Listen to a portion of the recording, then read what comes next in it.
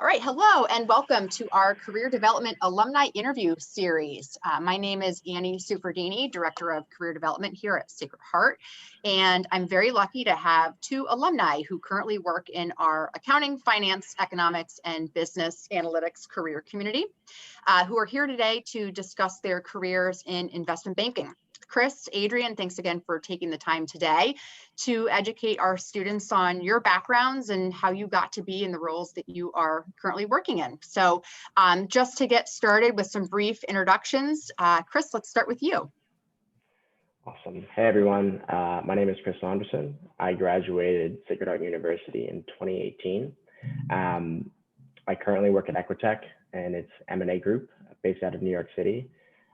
Focusing mainly on M&A execution for technology and business services companies. Hey guys, I'm Adrian Schmillo, graduated in 2019 from Sacred Heart University. Also work in investment banking, namely on the consumer and retail side, so coverage banking at Mizuho Securities. Been here for about a year and a half now, so yeah, enjoying it so far. Excellent, great. Okay, so Chris, can you kind of just talk about, what exactly do you do? What's your current role, and maybe talk us through your day-to-day responsibilities? Yeah, sure. So I sit on an M&A product team, which is different than Adrian. I support clients through every step of the M&A lifecycle.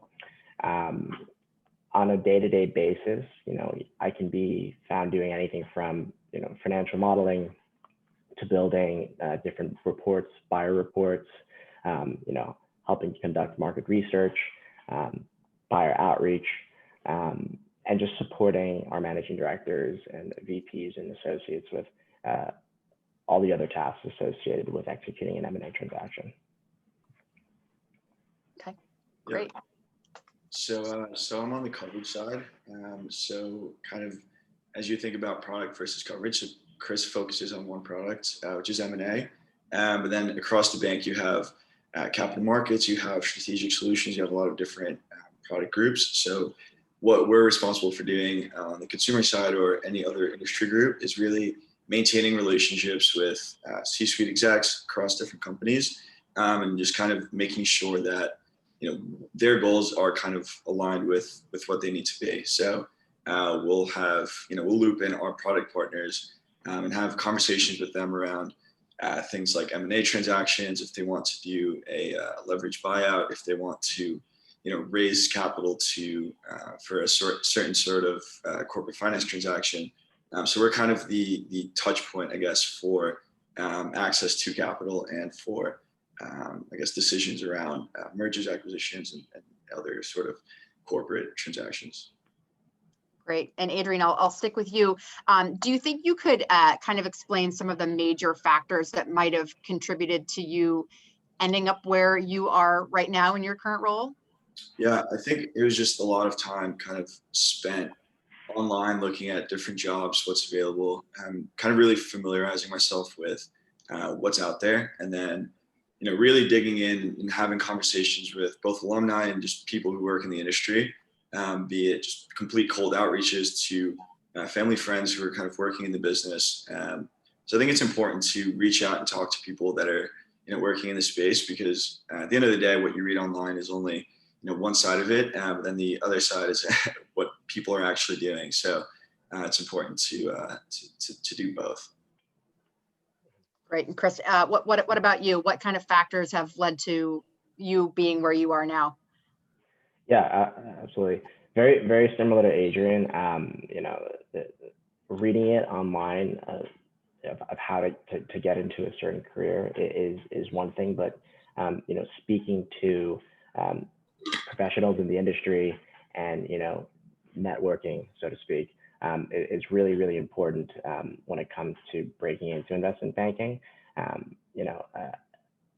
A lot of it is going to come down to networking, but also just technical and merit as well. But definitely, networking, talking to people who are current alumni who work in investment banking at Sacred Heart, and also just cold outreach to people that share a similar background with me have definitely helps me get into the industry. Mhm. Yeah, especially right now, right, during a pandemic. Absolutely, yeah. Yeah. Okay. And would you have done anything differently, Chris, if you could come back to Sacred Heart? Knowing where Mhm. you are now, is there anything that you would have done differently? Yeah, I mean, hindsight is 2020, of course. I think, as a student, with not much work experience going through college, I definitely didn't fully understand the value of networking and really leveraging your alumni network. I think if I were to go back and go through Sacred Heart again, I think I would have started, introducing myself to more alumni and just more people in the industry, just so I could have had a bit more of a leg up come time for, getting internships and also just landing jobs. Mm-hmm. Okay. And Adrian, I'll ask you the same question. Yeah, so echoing Chris's points, I wish I guess I knew the importance of landing internships and like more specific types of internships. So I would have had a bigger focus on landing those because those are ultimately what converts into a full-time offer. But again, like Chris said, hindsight is 2020. So, I guess that was probably the biggest, aspect of if I could go back to school, I would focus on that. Okay, great. So a lot of questions, questions that I get from students are, if I want to go into investment banking and I've just figured it out now, what if I don't have an investment banking internship? Is that something that you foresee being a problem? What kind of advice would you have for that student, either of you? Yeah, you can go first. I could jump in. So it's not necessary, but it definitely helps, right? So I guess you need to look at where you're at in the cycle. If you're a junior with a summer coming up, I would try to land an internship and reach out pretty aggressively to different banks across.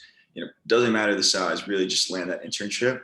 If you're a senior about to graduate, try to leverage the experience that you've gotten so far and really kind of build your story and build your case for why the next step for you is to start full time. So that's kind of what I did. I was interning fall and spring semester at a small bank in Connecticut, and so I essentially took that experience and tried recruiting full time. And so after a few rounds, you don't do it too good in the beginning, but after a few rounds of going through it and reaching out online and applying online, you eventually just get it. So it's not the end of the world. You could still make it happen. But yeah, so I guess I'll turn it to Chris too.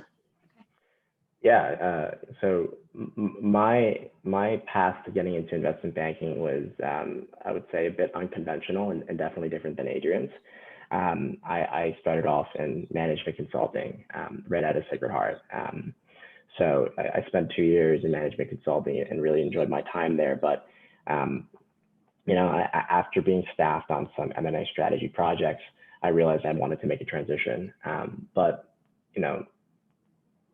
going off of what Adrian said, it's really important to land internships while you're still in college to make that transition. I was fortunate enough to intern at the same bank in Connecticut, prior to my graduation of Sacred Heart. So I was able to, leverage that experience at that bank, and also leverage my experience in management consulting to be able to, prove to these banks that I had what it took, and I had the ability to work in investment banking. Great. Okay. So you both talk a lot about internships and then also the importance of networking. What would you have, in terms of maybe certifications, courses? What type of advice would you have for current students who really do want to break into the industry of investment banking? Chris. Yeah. So I Adrian, please jump in. I think the first place that you can start would be to really kind of understand who from Sacred Heart University works in investment banking, right? And you know, there's a number of us out there, Adrian and I being two of them, but there's also many who are at, you know, larger banks like the bulge bracket bank or some of these other middle market banks. And, you know, by setting up and having conversations with these people, it can really kind of help guide you through the process of networking and you know, developing these behavioral and technical interview skills, you know, before landing anything. So, yeah. Yeah, and I guess on the certification side, I think there's a ton of resources online. I know Wall Street Prep offers like a actual certification program course type of thing. So I think going through that once would definitely help. It doesn't have to necessarily be Wall Street Prep. I know like Mergers and Acquisitions does one. There's one off 10xebitda.com. There's a ton of different resources there, and they all pretty much teach you the same thing.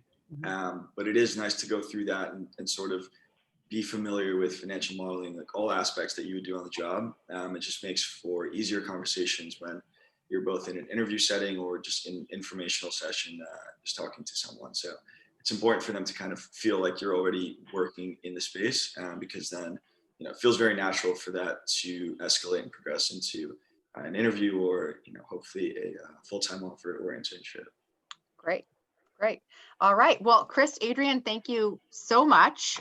Great to see you both, and really appreciate your insights and educating our students on the world of investment banking. So thank you again, and we hope you will come to campus soon. Absolutely. Thank you for having us.